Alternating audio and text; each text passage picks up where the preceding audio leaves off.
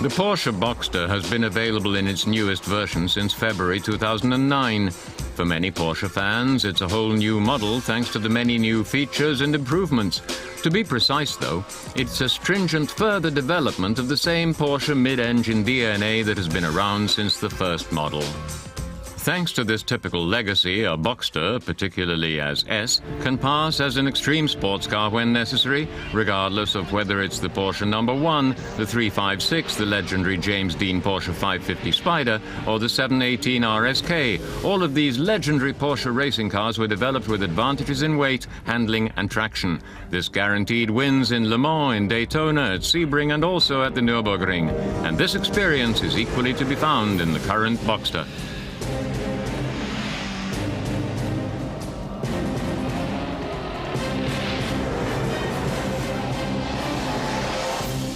We should take a closer look at the Porsche DNA.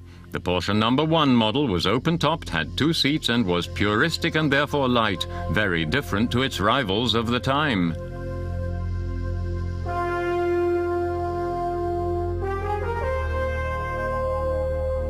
It was made to be fast and successful.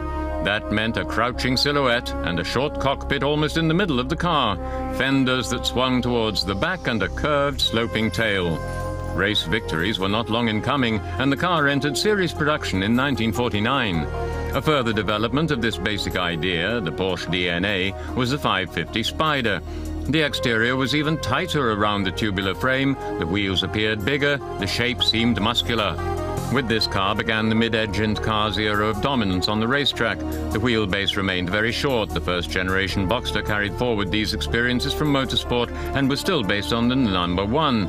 During the design, the question was asked whether these racing attributes could be carried over to the production series. This initial concept from 1993 gave the first answer.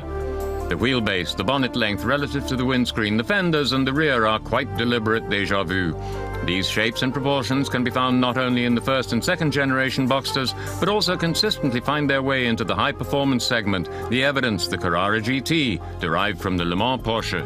In its lines can be found the visual drama of gentle shapes and the DNA of the original form. Even if the powerful 10-cylinder pushes the wheels further back, the flat engine at the same time ensures an even flatter silhouette.